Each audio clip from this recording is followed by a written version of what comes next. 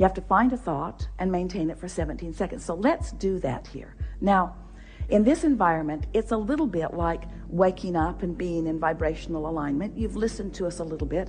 We gave a powerful opening that is in perfect vibrational alignment with the source within you. You resonated with the source within you. It's why you lighted up for us. It's why we thought it was a good idea to bring you here fast, because you were tuned in, because we distracted you till you got your paper out. We distracted I'll throw it away. We distracted you from the vibrational frequency. So this is a good environment for you to practice the vibration of what you're looking for. So it's like you've just awakened, and let's pretend. It's not such a pretending. Let's acknowledge, let's assume that you've just awakened. You are in that high-flying place because there's been a suspension of momentum while you sleep. And now it's your intention to maintain that vibration alignment. Do you think the best idea is to take the issue that matters more to you than everything else put together and contemplate that now? Because if you do, it's sure, isn't it, that you're going to lose your connection. So what we want to convey to you, what we want you to all hear from us, if we can convince you that the connection is what matters and solving that problem isn't, if you can hear that, because if you can sustain the connection for a little while, the problem will evaporate, because in the absence of the vibration of it within you, it can't continue to be your experience. So have we convinced you that what matters is the alignment? That's what matters is the alignment. What matters is the alignment. What matters is the alignment. And the subject doesn't matter. Now, that's hard for you to hear, isn't it? Because you've been working hard. You told us. You've been working hard. You've been trying hard. You try hard to get from where you are to where you want to be. And we want you to understand, and we know, it must just be so irritating to hear this. You've been wasting your time. Can't get there from there. The harder you try, the more you practice the vibration of resistance.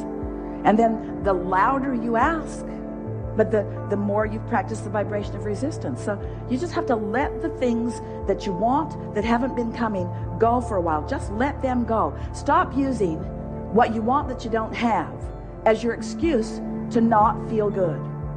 In order to sort of drive this point home in a way that you can really hear it, we've begun speaking about your point of attraction. Your point of attraction, you sort of understand that? If you are the creator of your own reality, and if law of attraction is responding to your vibration, then doesn't it make sense that you're standing with a habit of thought, with a pattern of vibration that is being responded to, your point of attraction? So if you're fearful all the time, your point of attraction is very far from what you really want. If you're ornery all the time, or a lot of the time, your point of attraction is different from what you want. Your emotions are your indicator of what you're doing vibrationally. Have you been listening to us long enough to sort of understand what we mean by that? You were source energy before you came into this physical body, and a part of you came into this body. A part of you came into this body, but the larger part of you is still non-physically focused. Just deal with that. Humans want to call that your soul, or God force. We want to call it that non-physical, eternal part of you that you have sprung forth from, but that you're still intricately tied with. It's your vibrational nature. It's your true vibrational nature. So that part of you adores you. When you're mad at you, you cause a vibrational difference. That part of you loves others. When you find someone who is despicable, Esther loves that word, despicable, you cause a vibrational variance. So when you separate yourself from you by the logical thing that you've chosen, that's a vibrational variance. But if you practice it long enough, then you end up in this sort of habit of vibration. So we've been wanting to demonstrate that your point of attraction is like a sort of swirling state of being. It's a vibrational disc, sort of like the seven dwarfs. There was Henri, well, they called him grumpy, but same difference, and happy, There was dysfunctional and passive aggressive. So Esther's up to about 200 dwarfs now. She's having such fun. She recognizes them around in herself and others.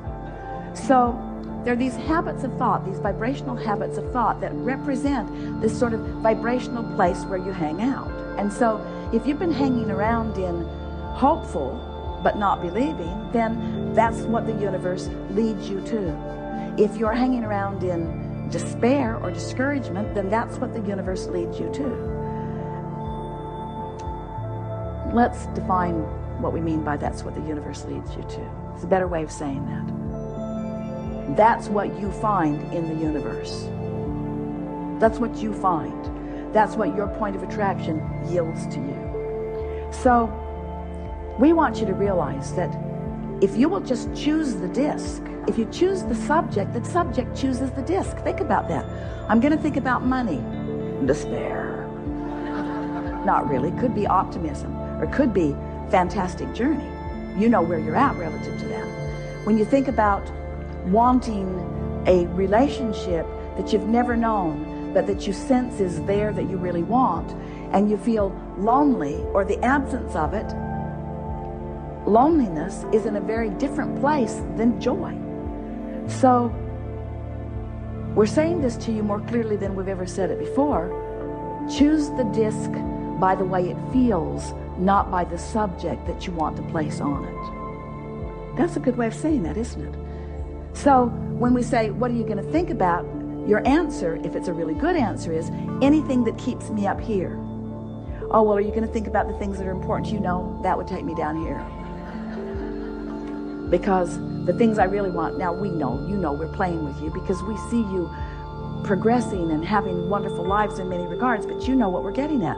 Sometimes the things that matter to you most don't make you feel that good because the vibration that you've practiced isn't one of knowing or expecting. Every subject is like a big long stick or a little short stick, doesn't matter. It's a stick. A really big long stick that has two ends on it. On one end of it is what is wanted, and on the other end of it is the absence of what is wanted. And so if you pick a subject where you've been practicing what you don't want, and you say, I'm going to set a goal about this, well, then what you've actually said is, I'm going to set a goal to practice a thought that's way down here. And I'm going to practice it, and I'm going to try, and I'm going to struggle, and I'm going to proclaim my goodness, and I'm going to keep score of where I am, sort of like the things that you were telling us, only we're exaggerating it dramatically. And life's just going to keep giving you the same thing. So you pick your disc by how you want to feel. This morning, Esther was in her sleeping room, and she could hear some children and parents moving through the hallway with great volume. And her first thought was, they should be quiet, people might be sleeping. And her next thought was, they're really having a good time. Now, which of those thoughts do you think was the best thought for Esther to think? They're really having a good time. Then Dad started singing. It was awful. The worst voice ever. But he was so joyful in his singing. And Esther thought, that's really a beautiful thing. I hope no one ever tells him how bad he is at this. So she had the potential of going all over the place, but because she's been practicing that, it's like that's where the thoughts now must be. The thought could start out down here because bad singing is bad singing. In other words, you just know the difference, don't you? So her thought started out here, but because she was here, her thought just had to join her up here. She just couldn't stay down there. Not that long ago, her vibration would have joined her down there. Now, her thought is joining her vibration. Can you feel the difference? That's step 4. I've sustained my vibration long enough that everything in my universe has to join me where I am, or it's going to bounce right off of me. If it's going to join me, it's going to be where I am. I now have creative control of my environment. That's step 4. So let's just start really generally. So you've just awakened. You've heard everything that we've said. We know that you're internalizing it. The audience is with you. So what do you want to say now that you've awakened? This bed is really comfortable. You are brilliant. You are brilliant. The bed is comfortable. What else you want to say? The pillows are really comfortable. Yeah. All 4 of them. Yeah. Yeah. What else? I feel great. I feel happy. I feel in tune with my body. Yeah. You've got it. You've got it. And any thought like that, now stay there for 17 seconds, and then another, and then another, and then another, and then another. And then do it tomorrow, and the next day, and the next day, and the next day, and the next day, and the next day. And before you know it, we won't be having a conversation about what's missing in your life. The conversation that we'll be having is, you'll say to us or to whoever you're talking to, you know, I just let it go for a while because I realized that the subject that was so important to me had me sort of bound in a frequency that wasn't good to me for me. So I just let it go for a while, and I just focused upon the things of my life that felt really good to me. And I did it and did it and did it and did it until more thoughts joined, more thoughts joined. You see, because once you sustain this, even for a little while, the manifestations that start flowing are more good feeling emotions, powerful thoughts moving into your experience. You begin getting impulses that lead you right where you want to be. What Esther is discovering, now that she's there so much of the time, is that she'll get an impulse to do something that formerly she thought would not have been a very good idea to do it, but she'll do it, and then something will unfold that for just a minute she'll think, oh, I'm not sure if that was a very good idea either, but then that will cause a question to be asked within her that will bring a solution, and she'll realize, I was just led right down a path from where I am to where I want to be. Because she's heard us say, and you have too, that the source within you knows where you are in relationship with everything you want, and knows exactly what the path of least resistance is to get you there. But you've got to try a little bit to be on a vibration of least resistance.